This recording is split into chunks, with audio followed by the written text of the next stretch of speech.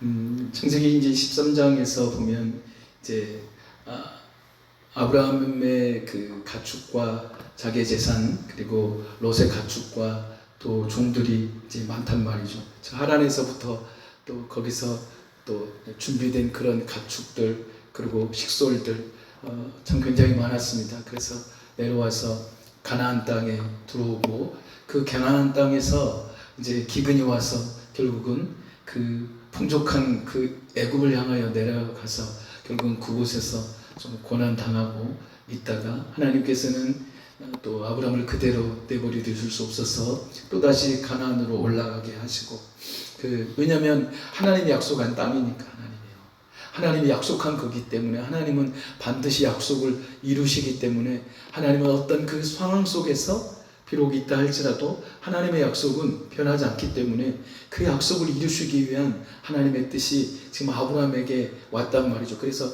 아브라함은 좀 철없이 또 아내를 누이라고 또 거짓말하고 그렇게 해서 결국은 좀 힘든 시간을 보냈지만 하나님은 아브라함을 그대로 두시지 않으시고 그를 다시 그 자리에서 애굽에서 이끌어 올리시고 결국은 이제 아브라함과 롯의 가족이 이제 부흥하면 좋잖아요. 이렇게 많아지면 가족 식솔이 많으면 좋잖아요. 왜냐하면 그게 힘이니까. 그 당시는 족장시대이기 때문에 그 당시는 그 무리들이 많이 모아지면 힘이잖아요. 그래서 그때는 막 침략하고 빼앗고 하는 일들이 많으니까 그래서 결국은 이제 아브라함과 롯이 갈라지고 롯에게 먼저 양보하죠. 롯아 너는 어디로 갈래?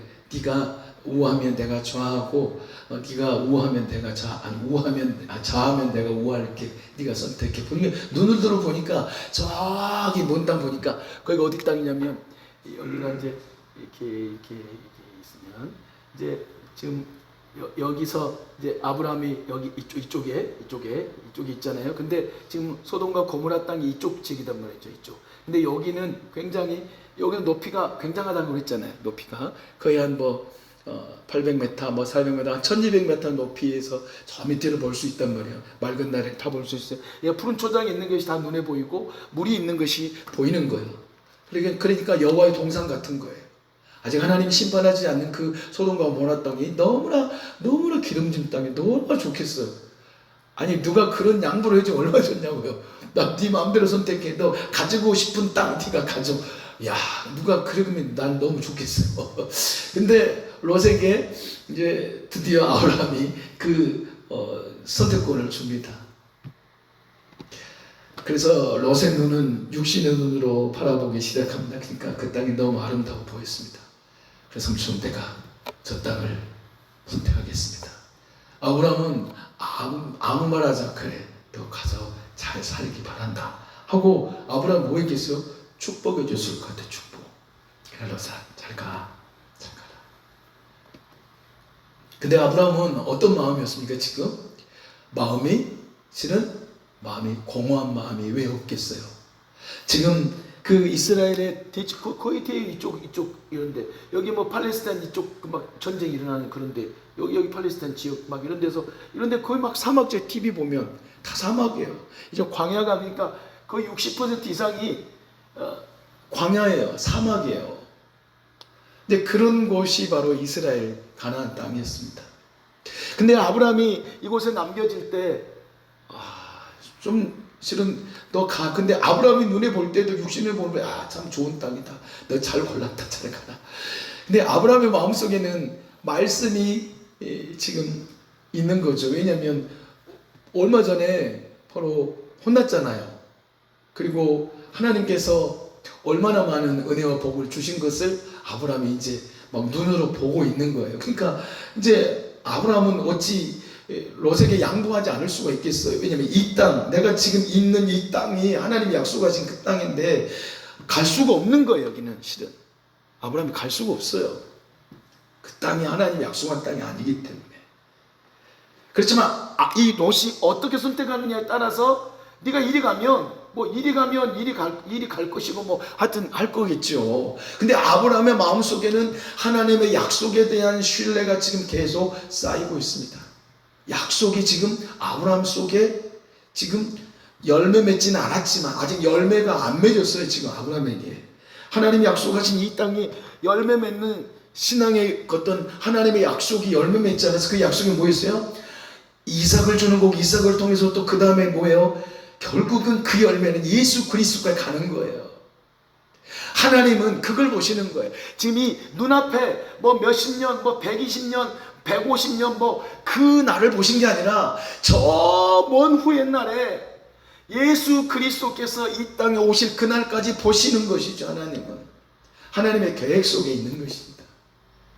그게 아브라함 가운데 있는 거예요. 그러니까 하나님은 아브라함을 깊이 지금 보고 계시고 살피시고 보호하시고 인도하고 계시는 겁니다. 하나님이 그 약속이 아브라함에게 없었다면 아브라함은 애굽에서 그냥 묻어 사라져야죠. 그런데 아브라함에게는 뭐가 있냐면 생명의 약속이 있었던 거예요. 얼마나 그 생명의 약속이 귀한 것이면 하나님께서 어쩌면 아니 자기 아내를 누이라고 원래는 물론 이제 사촌지간 이제 그런 관계지만 이미 지금 아내가 됐어요. 그렇기 때문에 사촌이 아니야. 아내야, 아내. 그런데 그 아내를 포기한 거죠. 하나님의 약속은 그 아내 사라에게 있는 거예요. 사라에게. 그 사라의 뱃 속에 아직 지금 현재 75살, 뭐 77살이나 뭐 얼마나 됐을 그러겠지만 나이는 안 나와서. 근데 그 아브라함의 심령 속에는 그 사례라는 그 안에 사례라는 거 지금 한 25년 후에 그 아내 사라에게 하나님이 생명을 줄 건데 아직 보이지도 않아요. 지금 하나님의 약속은 바로 그거거든요. 하나님의 약속이 지금 눈에 열매 맺지 않아요. 이게 바로 믿음이 뭐냐면 그 약속을 믿는 겁니다. 그 약속을 기다리는 게 믿음이에요. 그게 믿음은 기다림이라고 말할 수 있는 거예요. 인내하는 거죠. 성급하게 하나님은 일하시지 않으십니다. 그런다고 해서 느긋하게 일하신 것도 아니에요. 하나님의 때에 딱 맞을 때 하나님이 일하시는 것입니다. 하나님의 때에 딱 맞게 일하시는 거예요. 우리 인간의 때는 늦을 수도 있고 빠를 수도 있는 거, 우리 시선에 볼 때. 그런데 하나님의 때는요 반드시 그때가 가장 선하신 하나님의 때예요. 2000년 전에 아들 예수 그리스도를 보내주시는 그때 창세기부터 하나님께서 그 약속, 하나님께서 가죽옷을 지어 입히시고 내가 너희들을 반드시 구원할 거야. 하나님의 마음에 약속이 있으시다. 하나님의 인간을 창조하신 그 약속과 목적이 있었던 것입니다. 그러니까 내쫓으신 것이죠. 내쫓지 않으면 그 하나님의 약속이 이루어지지가 않는 거예요. 먼 하나님의 눈에 보면, 하나님의 눈으로 보면 그 약속은 그 시간에 이루어지는 게 아니에요. 먼 날 창세전에 예수 그리스도 안에서 우리를 택하사, 에베소서 1장 4절에 보면 하나님의 기쁘신 뜻, 그게 하나님의 기쁘신 선하신 뜻입니다. 창세전부터 우리를 택하시기로 작정하시는 거예요. 이게 하나님의 놀라운 섭리라는 것이죠. 우리 인간의 생각으로는 하나님의 생각을 측량할 수도 없고 헤아릴 수 없어요. 창세전에 우리가 어떻게 헤아립니까? 내 눈앞가림, 내일 있을 일도 모르고 내일 어떤 일이 내게 다가올지도 모르는 우리 인생이 어떻게 하나님의 약속의 신실한 걸 깨달아 알겠냐 그 말이에요. 그러나 하나님께서는 아브라함에게 약속의 생명의 약속을 주시는 거예요. 그 약속을 품는 아브라함은 무너질 수가 없는 거예요. 왜냐하면 약속이 있잖아요. 비록 나는 연약하고 부족하고 힘이 없고 아내를 누이라고 할지라도 하나님의 약속이 그 안에 있는 거예요. 하나님이 이것이 바로 신실하시네요. 때로는 우리 삶 속에서 그 약속이 무너지는 것 같고 하나님이 나를 향하신 뜻이 이건 것 같았는데 뭐야 이게 하면서 돌이키기도 하고 유턴하기도 하고 잘못된 길로 가는 우리의 삶 속에서 하나님은 우리를 보시고 늘 기다리고 계시고 참아 계십니다. 그래서 우리를 통해서 하나님의 선한 뜻을 이루시는 것입니다. 그래서 우리가 낙심하지 말라고 주님이 우리에게 말씀하시는 겁니다. 낙심하지 말지니 때가 되면 이룰 거야. 때가 되면 이루리라. 갈라디아서도 말씀하지 낙심하지 말지니 때가 되면 이루시는 하나님을 믿고 나가라는 것입니다. 이게 믿음이에요. 믿음이 손으로 안 잡아지잖아요. 진짜 믿음이 손으로 잡아진다면 얼마나 좋겠어요. 딱 잡으면 이건 마이크야. 그렇지. 이 마이크는 쪽에 꽂으면 소리가 나는 거야. 이렇게 할 수 있잖아요. 근데 보이지도 않아. 약속은 그거예요. 근데 그 약속은 뭐냐면 신실하신 하나님이시기 때문에 히브리서 11장 1절에 그렇게 말씀하는 거예요. 어떻게 해요? 믿음은 바라는 것들의 실상이요 보지 못하는 것들의 증거다. 이게 하나님께서 우리에게 향하신 그런 계획이에요.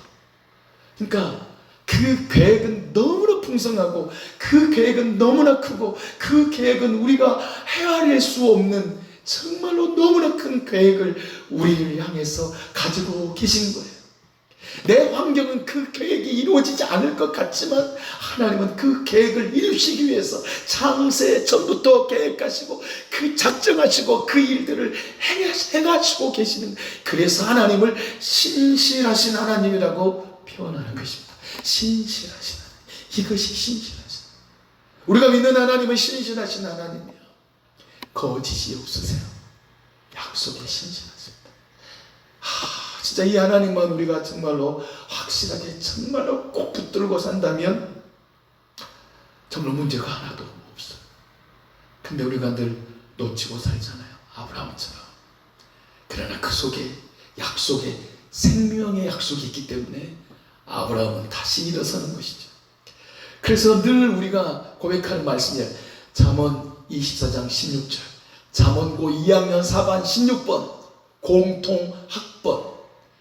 잠언 24장 16절, 잠언 고등학교 2학년 4반 16번이 바로 우리예요. 뭐예요? 대저 의인은 7번 넘어질지라도 다시 일어나려니와 악인은 재앙으로 말미암아 엎드러지느니라. 할렐루야. 의인은 우리잖아요. 우리. 그래서 우리는 늘 넘어지는 거죠. 그러나 넘어지지만 다시 일어설 수 있는 생명의 힘이 우리 안에 있는 거예요. 이게 바로 우리의 믿음인 거예요. 믿음은 보이지 않아요. 그러나 믿음은 붙잡을 수 있습니다. 약속이잖아요. 약속의 말씀이 바로 우리의 믿음이 될 때 흔들리지 않는 것입니다. 말씀이 우리의 믿음이 되지 않으면 흔들리는 것입니다. 롯의 마음속에는 이 약속이 없어요. 롯에게는 없어요. 아브라함에게 하나님 약속을 주셨잖아요. 그런데 이 약속을 받은 이 아브라함이 영혼을 바라보는 눈이 있는 거예요. 오늘 롯이 어떤 일이 벌어졌어요? 이 소돔과 고모라에서 잘 살 줄 알았던 롯이 지금 공격을 당하는 거예요. 소돔과 고모라 그 땅이 연합군에 의해서. 그래서 이 네 족속의 왕들, 시날 왕, 엘라살 왕, 그리고 엘람 왕, 그리고 고임 왕, 이 네 왕들이 이제 연합해가지고 이 왕들은 거의 터키 쪽에 있고 지금 이라크 남부 쪽, 그리고 이란 이쪽 이제 위쪽이죠. 여기가 갈릴리면 이쪽 거의 이런 동네에서 지금 그런 성경학자들의 그것을 보면 그 당시에 굉장한 세력이 있는 나라들이었어요. 그러니까 그 나라들이 지금 족속들이 막 이루어지고 만들어지고 있잖아요. 그러니까 저 이란이라든지 그 터키 그런 쪽에 굉장한 힘들이 이제 아브라함 이쪽을 공격하는 거잖아요. 그래서 지금 이런 문명들이 발달하기 시작해요. 이 문명들이.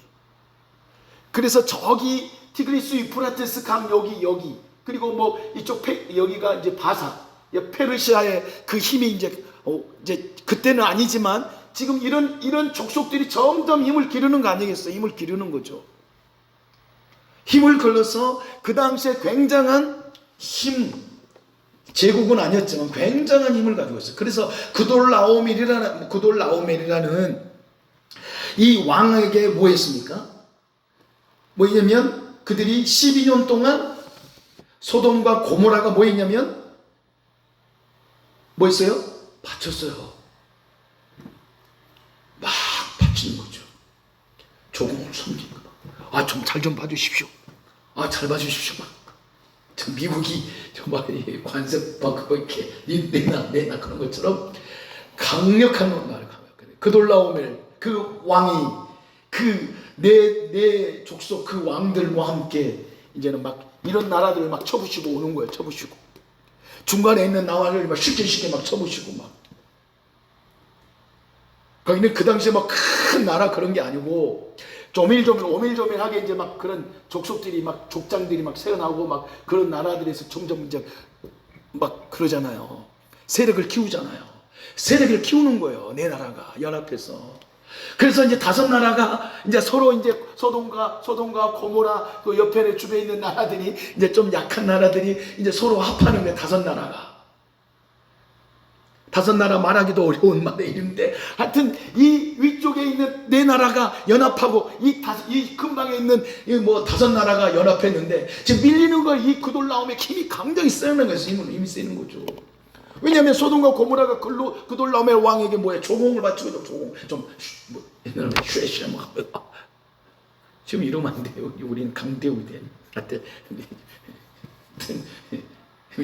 그런 말이 유행하고 하여튼 여러분 진짜 그래서 지금 아니 롯이 잘 살아야 되잖아. 롯이 잘 살아야 되잖아요.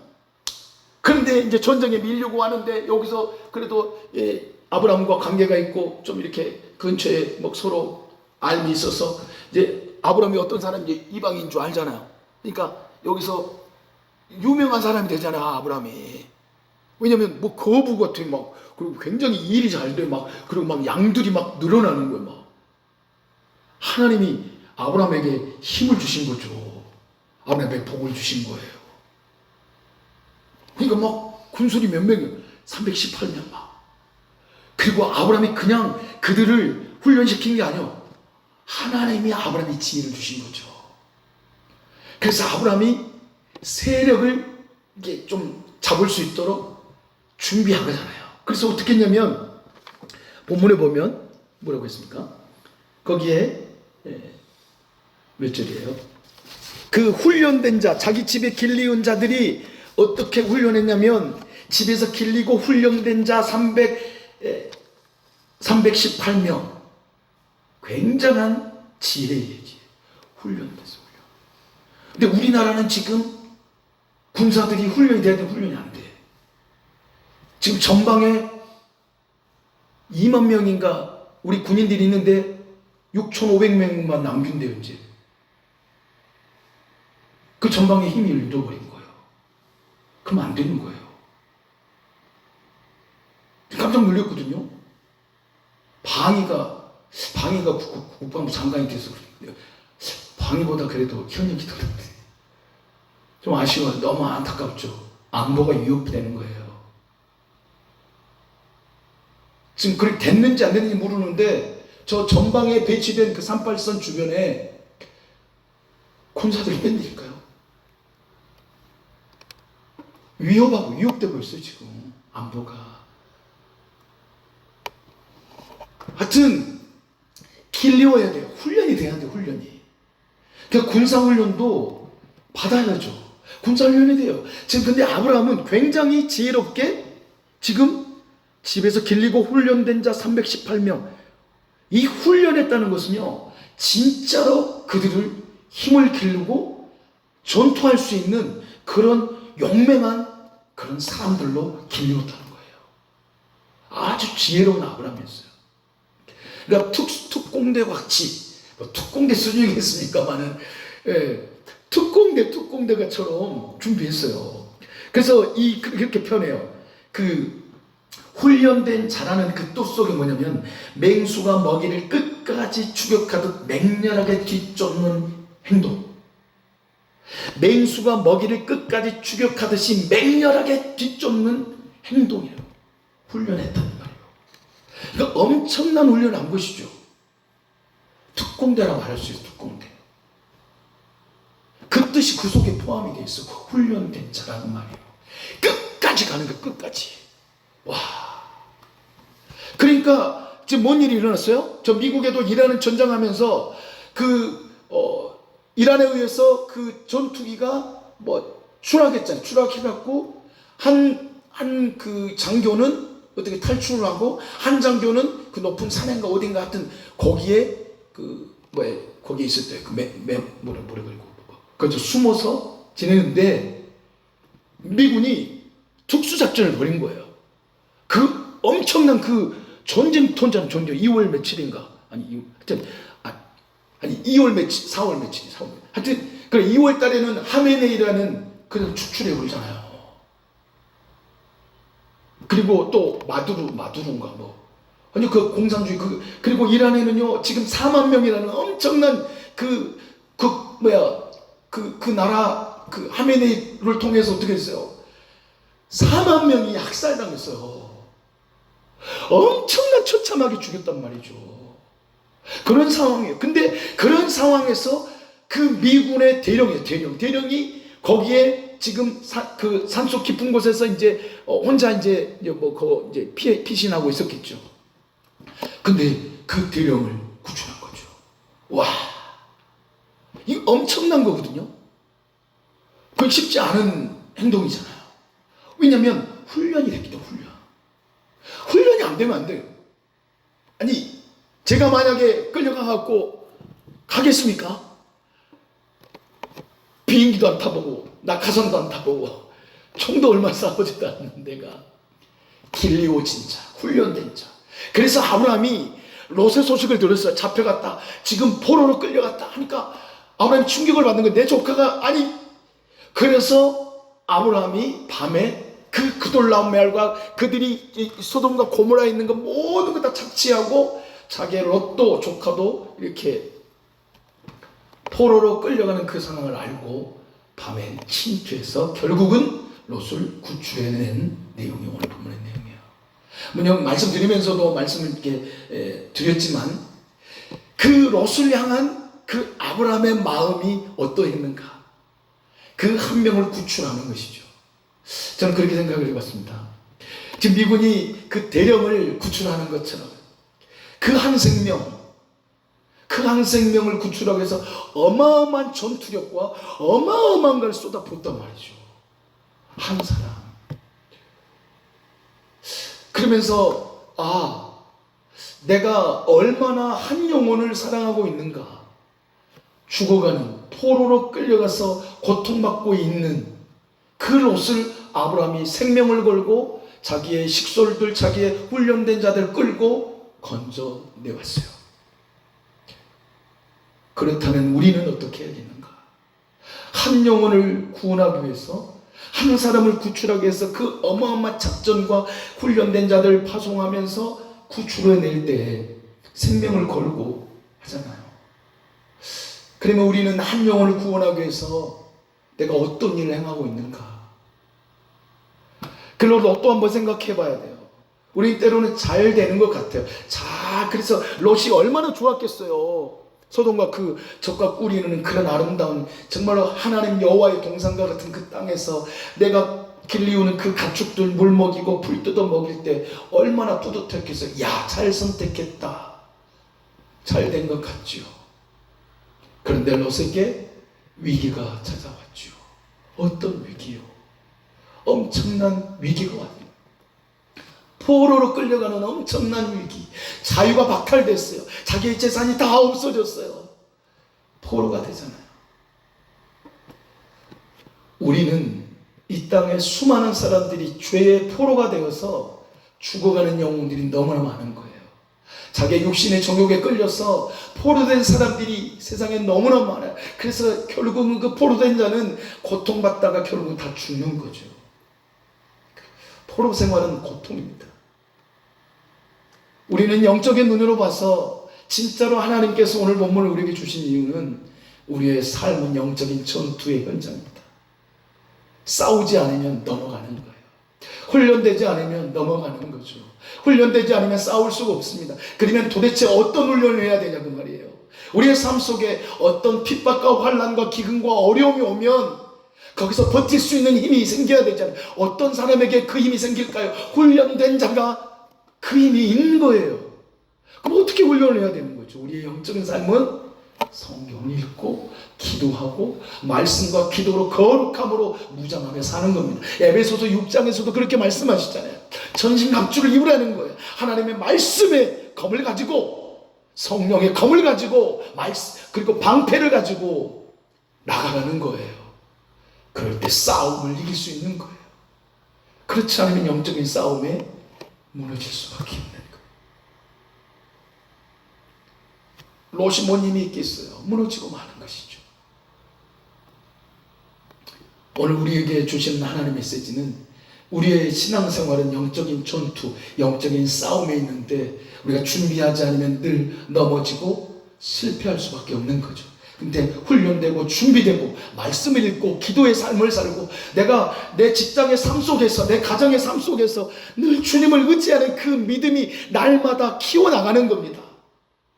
세상으로 내가 생각과 세상으로 내 욕심이 막 키워지는 게 아니라 하나님의 말씀으로 막 계속 저장이 되고 양육이 되고 기도로 막 영적인 삶의 깊이가 막 깊어지고 예배의 삶으로 막 하나님께 나아가고 살아가면 그게 바로 훈련이에요, 훈련. 그런 훈련을 행하지 않으면 무너지는 것이죠.